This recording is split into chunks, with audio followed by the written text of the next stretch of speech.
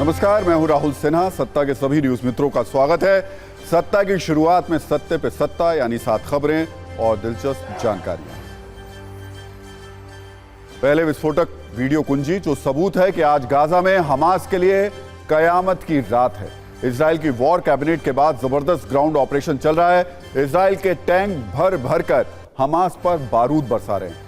इसके चौंकाने वाले वीडियो सामने आ रहे हैं। फिर उस नए वॉरफ्रंट की बात, जहां अमेरिका ईरान के बम बयानों के बाद किसी भी वक्त बारूदी घमासान शुरू होने का डर है। लेकिन अगर यह जंग हुई तो ईरान अमेरिका के सामने कितनी देर टिकेगा, इस पर भी सत्ता की कुंजी हमने तैयार की है। बड़ी खबर कतर से है, जहां एक कोर्ट ने भारत के 8 पूर्व नौसैनिकों को मौत की सजा सुनाई है। जासूसी के आरोप में ये सभी 1 साल से कतर की अलग अलग जेलों में बंद हैं। भारत ने इस फैसले पर हैरानी जताई है और कहा है कि पूर्व नौसैनिकों की रिहाई के लिए कानूनी रास्ते तलाशे जा रहे हैं। मिशन 2024 के लिए बीजेपी 15 नवंबर से विकसित भारत संकल्प यात्रा शुरू करने वाली है।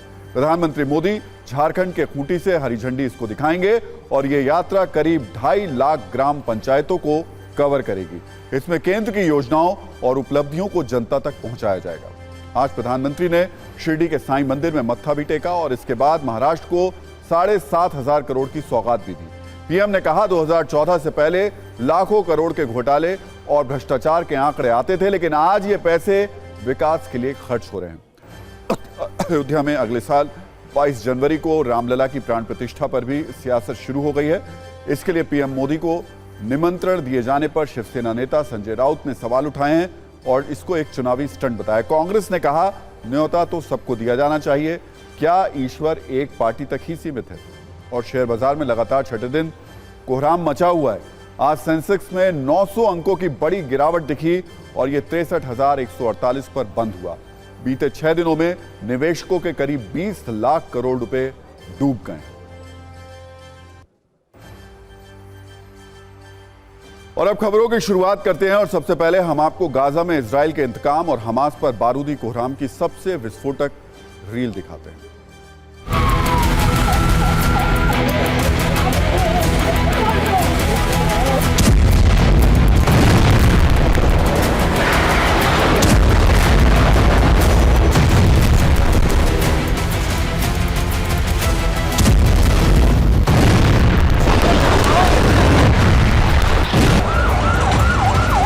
आईडीएफ की एयर स्ट्राइक, गाजा में तबाही का मंजर।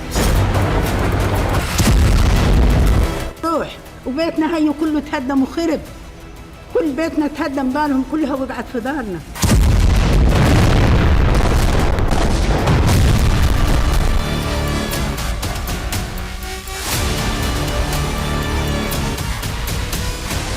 हमास को खत्म करने का इजराइल का प्रण।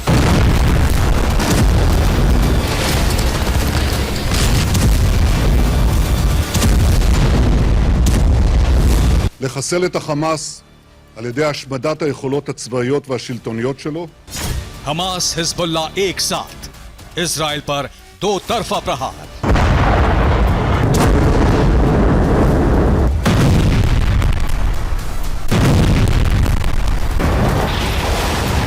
इजराइल हमास जंग में अब ईरान वर्सेस अमेरिका।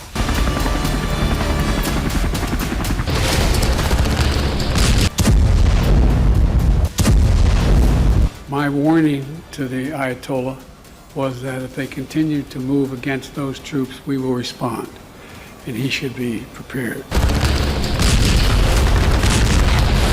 हमास की फंडिंग का क्रिप्टो कनेक्शन।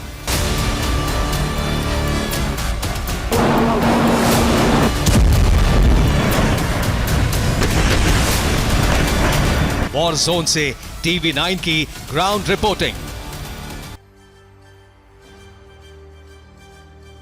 तो 20 दिन 12,000 से ज्यादा मिसाइल और रॉकेट का प्रहार, 7,196 मौत, अब तक 1 लाख से ज्यादा घरों को नुकसान। ये सिर्फ आंकड़े नहीं हैं, बल्कि दर्दनाक और खौफनाक कहानी है इजराइल और हमास में जारी भीषण युद्ध की, जो खत्म होने का नाम नहीं ले रहा है। क्या घर, क्या दफ्तर, क्या अस्पताल, क्या स्कूल, क्या मस्जिद, सब कुछ मिसाइल, रॉकेट और बम के निशाने पर है। हर जगह धमाकों की गूंज है। गाजा में शायद ही कभी ऐसी तबाही काल देखा होगा। शायद ही कभी गाजा के लोग इतने बड़े हमले को झेले होंगे। इसका अंदाजा आप इससे भी लगा सकते हैं कि युद्ध के बीच संयुक्त राष्ट्र की ओर से कहा गया है कि गाजा में कोई भी सुरक्षित नहीं है। गाजा में लोगों के पास कोई विकल्प नहीं बचा है। ऐसा क्यों कहा जा रहा है और हमास की एक हिमाकत की वजह से गाजा कैसे अब आखिरी सांसें गिन रहा है, इस पर हमने 3 विस्फोटक वीडियो कुंजी तैयार की है जो पिछले 24 घंटे में इस जंग के और भी भयानक होने के सबूत दे रही। पहला सबूत है गाजा में इजराइल के आधिकारिक ग्राउंड ऑपरेशन वाला। यह वीडियो आईडीएफ की ओर से जारी किया गया है जिसमें एक साथ 10 से ज्यादा टैंक दिख रहे हैं। बताया जा रहा है कि टैंकों का यह काफिला नॉर्थ गाजा की तरफ बढ़ रहा है। यह तस्वीर उस वक्त की है जब वॉर कैबिनेट से मुहर लगने के बाद इजराइल की सेना को गाजा में आखिरी ग्राउंड ऑपरेशन का आदेश मिला है। टैंकों की यह तस्वीर हमास का मुखिया इस्माइल हानिये को बहुत परेशान करने वाली है क्योंकि इस काफिले को आप गौर से देखेंगे तो इसमें 10 से ज्यादा मार्क 4 टैंक हैं, तोप हैं, बख्तरबंद बुलडोजर हैं।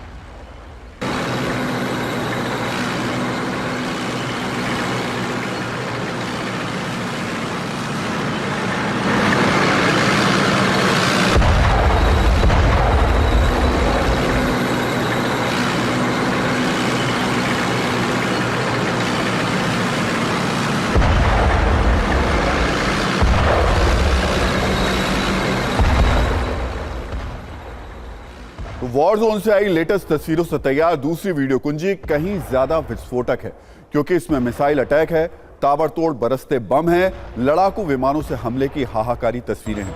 ये हमले इजराइल की तरफ से किए गए हैं। पिछले 24 घंटे में हमास के 250 से ज्यादा ठिकानों पर बमबारी की गई है जिसमें हमास के कमांड सेंटर, सुरंग, हथियार डिपो को तबाह कर दिया गया है।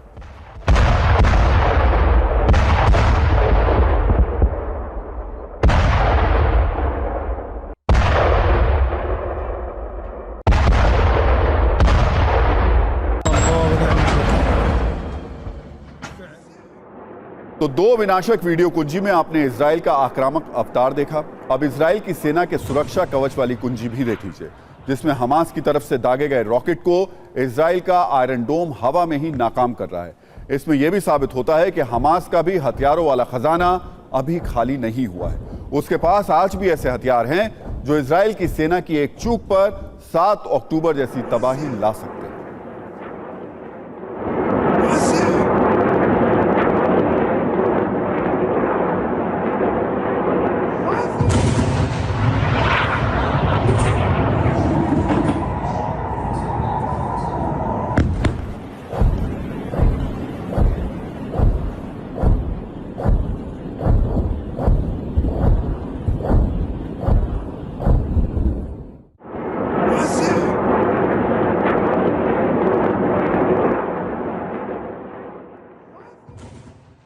तो ये तो गाजा में तबाही की 3 तस्वीरें हुई। इन तस्वीरों के अलावा भी जमीन से आसमान तक इजराइल और हमास की टक्कर देखने को मिल रही है। एक तरफ इजराइल की सेना ताबड़तोड़ मिसाइल प्रहार कर रही है, दूसरी तरफ हमास ने लॉन्ग रेंज रॉकेट से इजराइल के शहरों को टारगेट किया है। इजराइल के इलीट शहर पर हमास की ओर से हमला किया गया है। तेल अवीव में हमास के मिसाइल हमले की तस्वीर सामने आई है।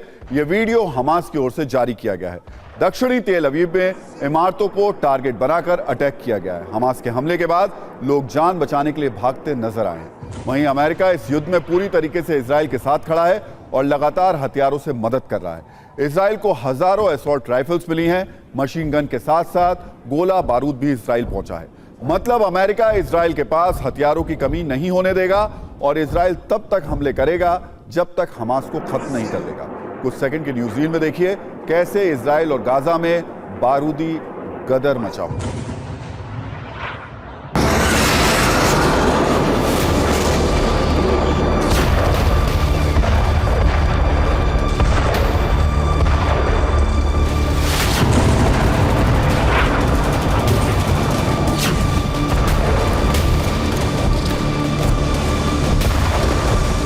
אנחנו בעיצומה של מערכה על קיומנו. הצבנו למלחמה 2 מטרות: לחסל את החמאס על ידי השמדת היכולות הצבאיות והשלטוניות שלו,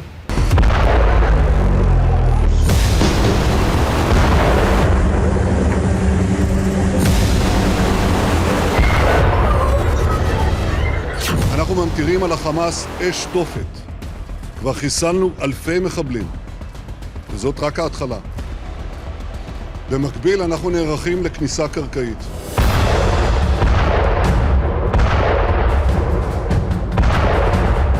من ضمن الموضوعات اللي احنا تحدثنا فيها على أهمية ان احنا نسعى من أجل عدم الاجتياح البري للقطاع، وده أمر في منتهى الأهمية أنا بسجله هنا.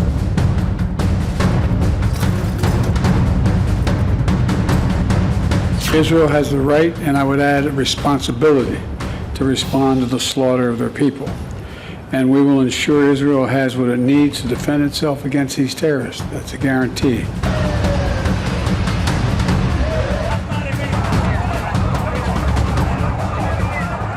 המלחמה רק החלה, ולצערי גם יהיו מחירים. תערכו כמו שצריך, תהיו מוכנים, נפשית, פיזית, ציוד, אמצעים. אנחנו נגיע לתוך השטח ואנחנו נחסל את еды, воды, электричества и медицинской помощи. Это настоящая гуманитарная катастрофа.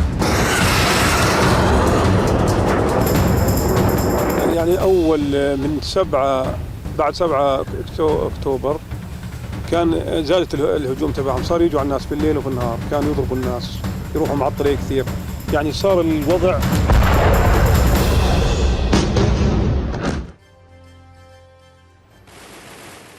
तो इजराइल की सेना के एक एक्शन की और तस्वीर आपको दिखा देते हैं जो आईडीएफ की ओर से जारी की गई है। ये वीडियो इजराइल के किबुत्स बेरी का है। ये वही जगह है जहां 7 अक्टूबर को हमास के लड़ाकों ने खूनी खेल खेला था। इस वीडियो में आप देख सकते हैं तेजी से एक गाड़ी आकर बैरिकेड से टकराती है। इसके बाद गाड़ी से 2 हथियारबंद लोग निकलते हैं। दावा है दोनों हमास के लड़ाके हैं। इसके बाद इजराइल की पुलिस इन लड़ाकों पर ताबड़तोड़ फायरिंग करती है और दोनों को मार गिराती है।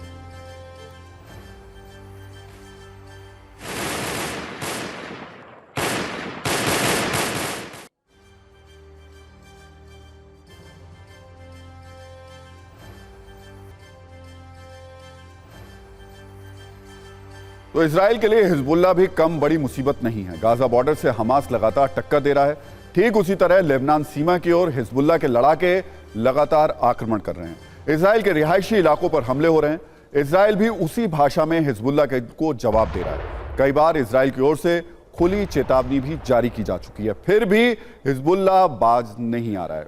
लेटेस्ट हमले में हिजबुल्लाह ने इजराइल के कम्युनिकेशन टावर को उड़ा दिया है, साथ में इजरायली सिक्योरिटी सिस्टम को भी ध्वस्त कर दिया है। इजराइल की इस चुनौती को सिर्फ कुछ सेकंड की न्यूज़रील में आप देख सकते हैं।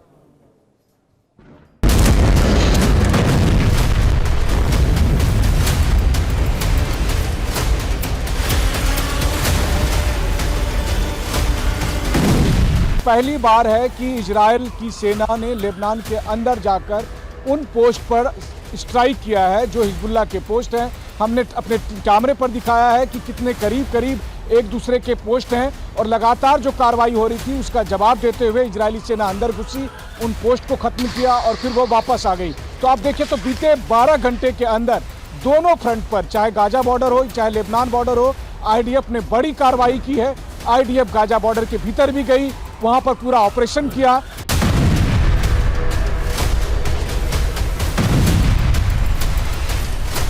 בצפון המדינה, גבול לבנון, כוחות צה"ל נחושים בקו המגע. אנחנו תוקפים באופן מיידי כל חוליית חיזבאללה שמעוניינת או מנסה לפגוע באזרחי ישראל.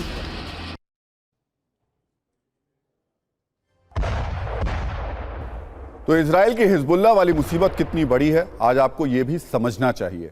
आपको बताते हैं हिजबुल्लाह किन घातक हथियारों के साथ नेतन्याहू आर्मी को खुली चुनौती दे रहा है। हथियारों की बात करें तो हिजबुल्लाह के पास AK-47, RPG, Dragunov sniper rifle, heavy machine gun, KPV heavy machine guns हैं। टैंक की बात करें तो हिजबुल्लाह के पास T-55, T-72, BMP-1 infantry fighting vehicle और M113 मॉडिफाइड सिविलियन व्हीकल है। मिसाइल और आर्टिलरी में भी हिजबुल्लाह कम पीछे नहीं है। इसके पास कत्यूशा रॉकेट, फतेह 110, M300, फजर 3 और फजर 5, जलजल 2 मौजूद हैं जिसका वो इस्तेमाल भी कर रहा है। एंटी टैंक वेपन की बात करें तो 9M14 माल युक्ता, 9K111 फैगोट, 9M133 कार्नेट E मौजूद हैं। हिजबुल्लाह की ड्रोन शक्ति भी कमजोर नहीं है। मिरसाद 1 और मिरसाद 2 शाहिद 129 जैसे घातक हथियार उसके पास में है। रॉकेट की बात करें तो आयश 250, खैबर 1 जैसे रॉकेट उसके पास हैं। और इस पर बात करने के लिए मेरे सहयोगी मनीष झा इस वक्त तेल अवीव से मौजूद हैं। मनीष, जो अभी तस्वीर दिखाई दे रही है उसमें सबसे खतरनाक बात यह कि ईरान और अमेरिका आमने सामने दिखाई दे रहे हैं, अभी बयानों में दिख रहे हैं। आपको लग रहा है हालात ऐसे बने तो फिर वॉर फ्रंट पर भी आमने सामने हो सकते हैं? देखिए, 7 अक्टूबर के हमले के बाद 3 हफ्ते के बाद अगर एक शब्द है जो कि इजराइल से लेकर अमेरिका तक हर जगह जिसकी चर्चा हो रही है तो वो ईरान है।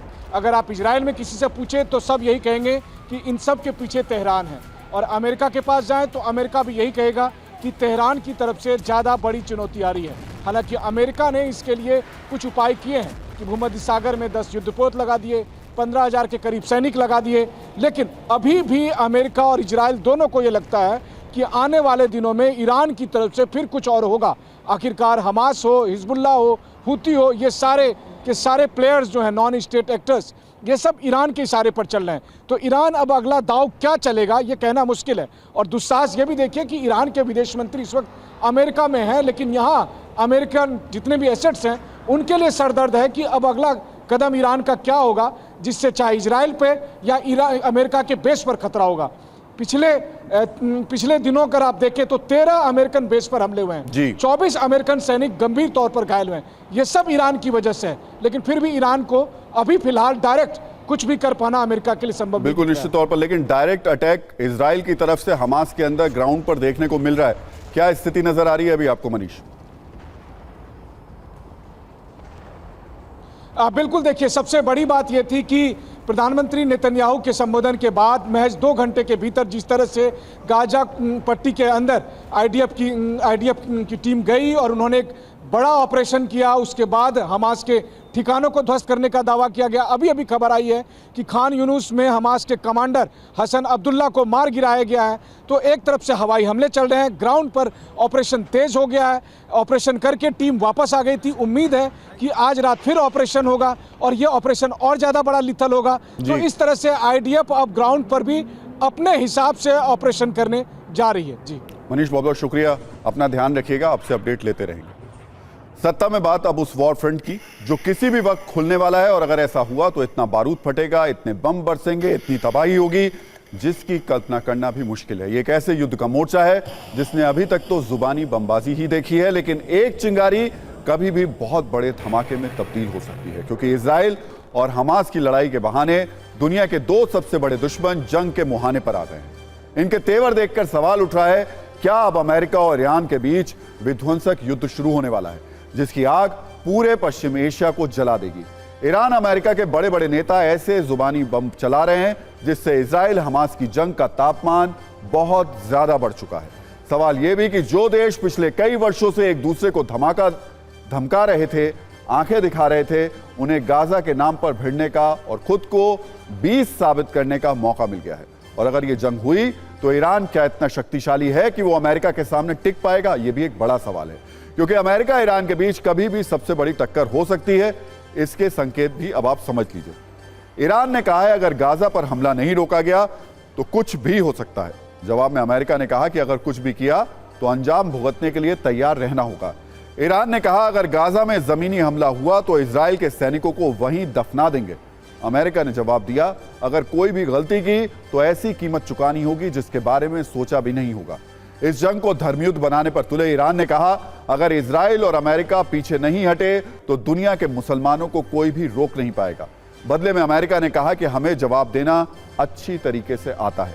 ईरान ने गाजा संकट के लिए अमेरिका को कसूरवार बताया तो अमेरिका ने आरोप लगाया कि इजराइल पर हमास का हमला ईरान प्रायोजित है। ईरान के मुताबिक अमेरिका के हाथ फिलिस्तीनी बच्चों के खून से सने हैं। अमेरिका ने कहा हम अपने नागरिकों की सुरक्षा से कोई समझौता नहीं करते और उन्हें आंच भी आई तो ईरान की सूरत बदल देंगे। यानी माहौल में गर्मी बहुत ज्यादा है, नए वॉरफ्रंट का रिमोट तैयार है और ट्रिगर किसी भी वक्त दब सकता है। अमेरिका का पारा ईरान को लेकर इसलिए चढ़ा है क्योंकि उसके पास इस बात के पुख्ता सबूत हैं कि 7 अक्टूबर को इजराइल पर जो हमला हुआ उसका मास्टरमाइंड कोई और नहीं बल्कि ईरान है। ऐसा ही दावा अमेरिकी अखबार द वॉल स्ट्रीट जर्नल ने भी किया है।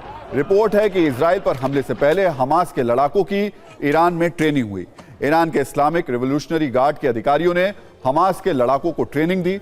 जो ट्रेनिंग ईरान में हुई उसमें हमास के साथ फिलिस्तीनी इस्लामिक जिहाद के लड़ाके भी शामिल थे। दी वॉल स्ट्रीट जर्नल के मुताबिक ईरान में सितंबर के महीने में इजराइल पर हमले का एक तरीके का रिहर्सल भी किया गया और यह सारा काम कुदस फोर्स के प्रमुख और ईरान के ब्रिगेडियर की देखरेख में हुआ। ईरान की बातों से साफ है कि उसका दिल हमास के लिए जोर जोर से धड़क रहा है, क्योंकि उसके मुताबिक हमास एक फिलिस्तीनी मुक्ति आंदोलन की लड़ाई लड़ रहा है जो पूरी तरीके से जायज है। यही वजह है कि इजराइल ने भी खुद पर हुए हमले के पीछे ईरान का दिमाग बताया है। आईडीएफ का दावा है कि हमास को हमले का ऑर्डर ईरान से मिला। हमास को हमले के लिए हथियार भी ईरान से मिले। इजराइल से जुड़े खुफिया इनपुट भी ईरान ने ही हमास से शेयर किए और अब भी ईरान हमास का सबसे बड़ा मददगार है। इसलिए अमेरिका ईरान को यह चेतावनी दे रहा है कि वो जंग तो नहीं चाहता, लेकिन अगर ईरान ने मजबूर किया तो इससे पीछे भी नहीं हटेगा। जंग के बीच जुबानी चिंगारियों से भरी एक न्यूज रील देखिए और समझिए कैसे इजराइल हमास के नाम पर एक नया वॉरफ्रंट बारूद की आग की तरह सुलग रहा है।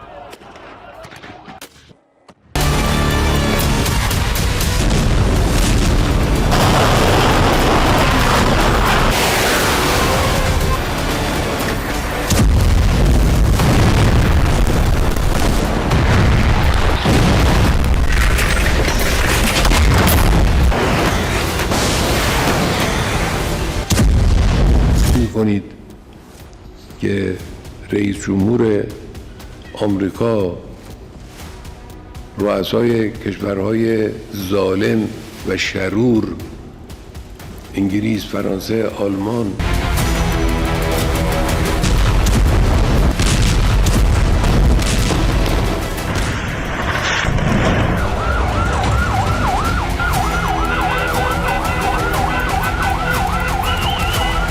My warning to the Ayatollah was that if they continue to move against those troops, we will respond, and he should be prepared. It has nothing to do with Israel.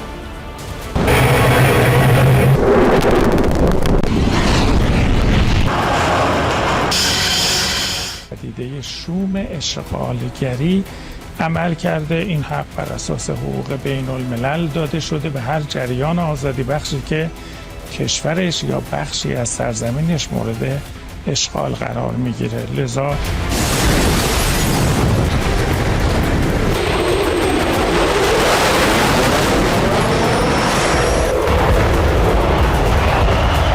The United States does not seek conflict with Iran. We do not want this war to widen. But if Iran or its proxies attack U.S. personnel anywhere, make no mistake, we will defend our people, we will defend our security, swiftly and decisively.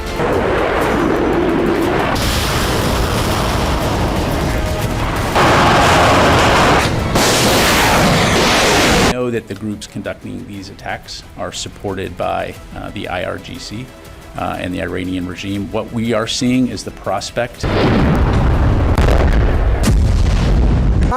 अब तक Iran और Israel के बीच में थी, वो अब बढ़कर Iran और अमेरिका की होती दिख रही है और इसीलिए अमेरिका ने मध्य पूर्व इलाके में अपने 10 युद्धपोत, 15,000 से अधिक सैनिक और इसके अलावा 10 एयर डिफेंस सिस्टम तैनात किए।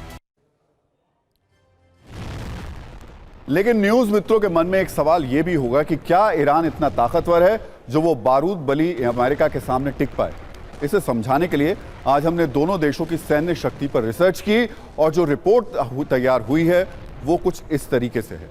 अमेरिका अपने मिलिट्री बजट पर $816 बिलियन खर्च करता है, जबकि ईरान का मिलिट्री बजट $25 बिलियन का है। अमेरिका के पास सक्रिय और रिजर्व सैनिकों की कुल संख्या 21.5 लाख से ज्यादा है, जबकि ईरान के पास 10 लाख सैनिक भी नहीं है। जमीनी जंग हुई तो अमेरिका के पास इसके लिए 6,612 टैंक हैं, जबकि ईरान के पास टैंकों की संख्या सिर्फ 2,842 है। अमेरिका के पास बुलेट प्रूफ यानी बख्तरबंद गाड़ियों की संख्या भी 41,000 से ज्यादा है, जबकि ईरान के पास सिर्फ 3,555 बख्तरबंद गाड़ियां हैं। वैसे चौंकाने वाली बात यह है कि तोप के मामले में ईरान अमेरिका से आगे है। अमेरिका के पास 4,242 तोप हैं, जबकि ईरान के पास उनकी संख्या 4,800 से ज्यादा। यानी जमीनी जंग की सैन्य ताकत में अमेरिका ईरान से कहीं ज्यादा आगे। और अब हवाई ताकत देख लेते हैं और समझते हैं कि अमेरिका के सामने ईरान कितनी देर तक टिक पाएगा। एयरक्राफ्ट की शक्ति अमेरिका के पास ईरान की तुलना में कहीं ज्यादा है। अमेरिका के पास करीब 13,000 एयरक्राफ्ट हैं, जबकि ईरान के पास इनकी संख्या 1,000 भी नहीं है। फाइटर और अटैक एयरक्राफ्ट मिला दे तो अमेरिका के पास इनकी तादाद 1,000 से भी ज्यादा है, जबकि ईरान के पास 135 फाइटर और अटैक एयरक्राफ्ट हैं। अमेरिका के पास 4,741 हेलीकॉप्टर हैं, जबकि ईरान के पास इनकी संख्या सिर्फ 519 है। जबकि कॉम्बैट ड्रोन में भी अमेरिका 334 की संख्या के साथ ईरान पर बहुत ज्यादा भारी है, जबकि ईरान के पास सिर्फ 83 कॉम्बैट ड्रोन ही हैं। यानी हवाई ताकत के मामले में भी ईरान अमेरिका के सामने बहुत ही कमजोर है। बारूद बली अमेरिका, ईरान कितनी देर टिकेगा, यह बड़ा सवाल है। और अब आखिर में नेवी यानी नौसेना की तुलना भी हम कर लेते हैं। क्या ईरान यहां अमेरिका को चुनौती देता है? इसका जवाब भी देख लीजिए। अमेरिका के पास कुल नौसैनिक 460 है, जबकि ईरान के पास 272 नौसैनिक हैं। अमेरिका के पास एयरक्राफ्ट कैरियर 20 हैं, लेकिन ईरान के पास कोई भी एयरक्राफ्ट कैरियर नहीं है। डिस्ट्रॉयर वॉरशिप भी अमेरिका के पास 94 हैं, लेकिन ईरान के हाथ इस मामले में भी बिल्कुल खाली हैं। इसके अलावा सबमरीन भी अमेरिका के पास 69 हैं, जबकि ईरान के पास 19 पनडुब्बियां ही हैं। यानी जंग जमीन की हो, आसमान की हो या फिर समंदर की हो, अमेरिका ईरान के लिए हर जगह बाहुबली है। इसलिए सवाल यह भी, क्या ईरान की धमकियां और तेवर हवा हवाई है? बारूद बली अमेरिका के आगे ईरान कितनी देर टिकेगा, यह एक बड़ा सवाल है, क्योंकि हम आपको बता चुके हैं कि किस स्थिति में है, चाहे वो नौसेना हो, चाहे वो जमीन पर हो या फिर वायुसेना हो। युद्ध के विस्तार की कहानी सिर्फ अमेरिका और ईरान को लेकर नहीं है, बल्कि दुनिया के जो दूसरे ताकतवर देश भी हैं, इसी माहौल में अपने दुश्मनों को डरा रहे हैं। खासतौर पर अमेरिका के दो बड़े दुश्मन, जिसमें एक नाम रूस का भी है और दूसरा नाम है चीन का। इसे आप ऐसे समझ सकते हैं कि महायुद्ध की आशंका के बीच रूस ने दुनिया को अपनी एटमी ताकत दिखाई है।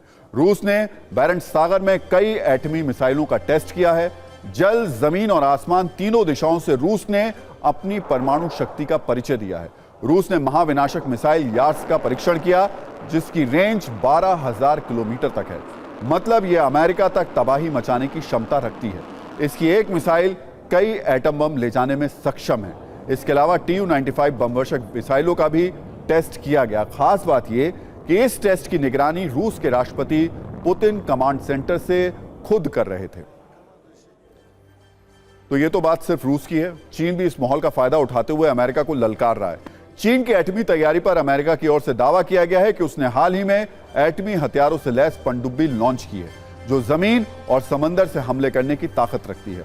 एटमी हथियारों से लैस पनडुब्बी लॉन्च करने वाला चीन दुनिया का तीसरा देश बन गया है।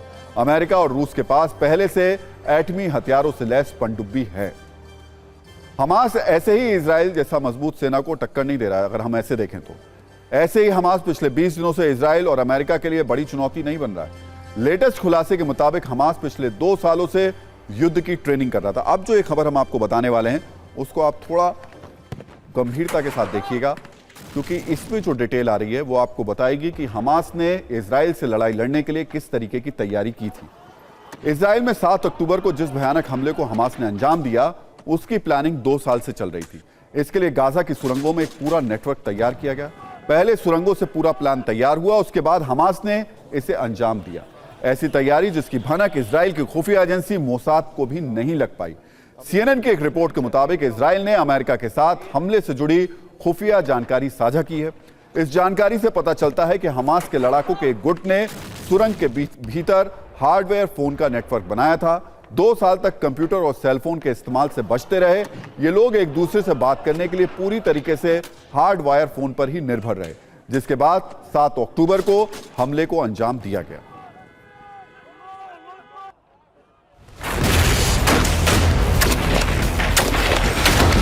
हमास के हमले के 20 दिन बाद अब उस राज पर से पर्दा उठता जा रहा है कि आखिरकार हमास ने इजराइल पर इतना बड़ा हमला कैसे किया। तो उसका जवाब है कि हमास को ईरान के कुछ आर्मी ने वो ट्रेनिंग दी थी। महीनों तक चली थी ये ट्रेनिंग, जिसमें हमास के 500 लड़ाके ईरान में जाकर उन्होंने वो ट्रेनिंग हासिल की। ईरान की आर्मी ने उन्हें बताया था IDF के बारे में, IDF के काम करने के बारे में और बॉर्डर पर लगे फेंसिंग, उसकी टेक्नोलॉजी के बारे में।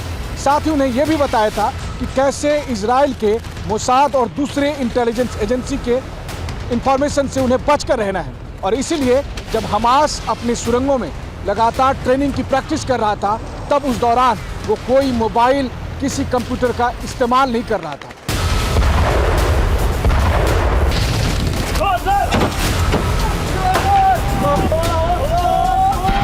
पिछले 2 साल से हमास ताबड़तोड़ इस युद्ध की तैयारी कर रहा था। जो अंडरग्राउंड सुरंगें बनाई हुई हैं गाजा पट्टी में, इतना पैसा सबसे ज़्यादा हमास के पास आया डोनेशन का, चंदे का, ना केवल ईरान से, यूएनओ से भी आया बल्कि इजराइल से भी आया। वो पैसा फिलिस्तीनी सेना के वेलफेयर के बजाय सुरंगों को बनाने में और हथियारों को डेवलप करने में लगाया गया। ईरान ने इस समय पूरी मदद की, न केवल पैसा दिया बल्कि हमास के आतंकियों को उसके रेवोल्यूशनरी गार्ड्स ने ट्रेनिंग भी दी।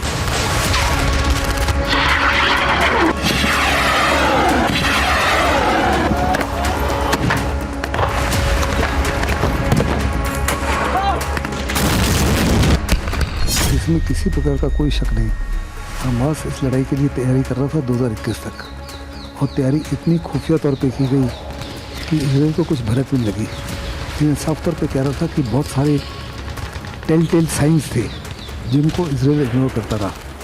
उनको लगता था कि हमास में ताकत ही नहीं है, क्षमता ही नहीं है किसी प्रकार से इजराइल का मुकाबला करने के लिए। इजराइल को ओवर कॉन्फिडेंस था अपनी आर्मी में, उनको ओवर कॉन्फिडेंस था अपने सिक्योरिटी सिस्टम में और मजाद में, लेकिन सारे के सारे धोखा खा गए।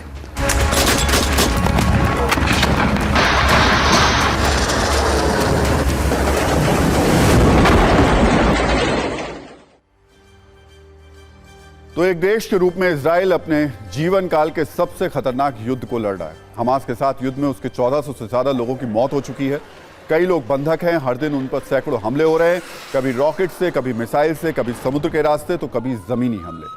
हमास, हिजबुल्लाह और फिलिस्तीन इस्लामिक जिहाद के लड़ाके लगातार इजराइल पर हमले कर रहे हैं, लेकिन इजराइल इन हमलों से डरे बिना उसका जवाब दे रहा है और बढ़त भी बना रहा है। इजराइल यहूदियों का देश है जो चारों तरफ से मुस्लिम मुल्कों से घिरा हुआ है। इजराइल पर हर वक्त खतरा रहता है, लेकिन सवाल यह कि इजराइल में क्या बात है कि वो इन मुल्कों से लोहा भी लेता है और उन्हें युद्ध के मैदान में हराता भी है। इजराइल अकेला ही सब पर भारी पड़ता है। 1967 के अरब इजराइल युद्ध में तो 6 दिन में ही इजराइल ने सबको शिकस्त दे दी थी। ये ताकत है मुल्क से मोहब्बत की। जिस दिन से इजराइल पर हमास ने हमला किया है, उस दिन से दुनिया भर से इजराइल के लोग वापस वतन लौट रहे हैं। वो अपने देश की आर्मी में शामिल हो रहे हैं। आर्मी कैंप के बाहर हजारों लोगों की भीड़ है। वो दिन दिन भर इंतजार कर रहे हैं, लाइन में लगे हुए हैं। वो सरकार से और कुछ नहीं, बस इजाजत और हथियार चाहते हैं। वो देश के लिए जान देने को तैयार है। ऐसे में इजराइल में एक ऐसे चेहरे की तलाश बहुत तेजी से हो रही है। ये चेहरा है प्रधानमंत्री बेंजामिन नेतन्याहू के बेटे यायर का। दरअसल युद्ध के दौरान इजराइल ने विदेशों से करीब 3,60,000 रिजर्व सैनिक बुला लिए हैं। वो लोग आ भी गए हैं, युद्ध की तैयारी भी कर रहे हैं, लेकिन अब वहां के लोगों के सवाल है कि पीएम नेतन्याहू का बेटा यायर नेतन्याहू कहां है? वो आर्मी कैंप में क्यों नहीं दिखाई दे रहा है? यायर अभी तक अमेरिका में ही क्यों है? यायर जंग के मैदान में कब उतरेगा? रिपोर्ट्स के मुताबिक नेतन्याहू के 32 वर्षीय बेटे यायर इस वर्ष की शुरुआत में अमेरिका के फ्लोरिडा चले गए थे।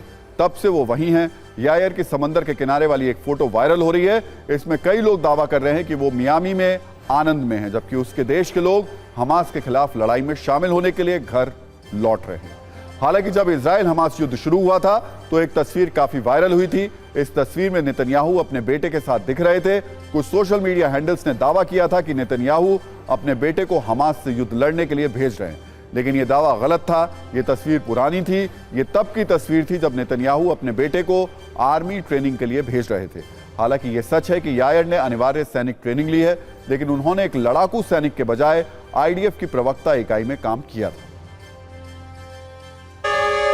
तो देखिए, सत्ता में आज का टाइम खत्म हो गया, लेकिन अपने सभी न्यूज मित्रों से हमारी न्यूज रिक्वेस्ट है कि वो सत्ता की न्यूज को ज्यादा से ज्यादा शेयर करें और अपने सुझाव हमें व्हाट्सएप जरूर करें।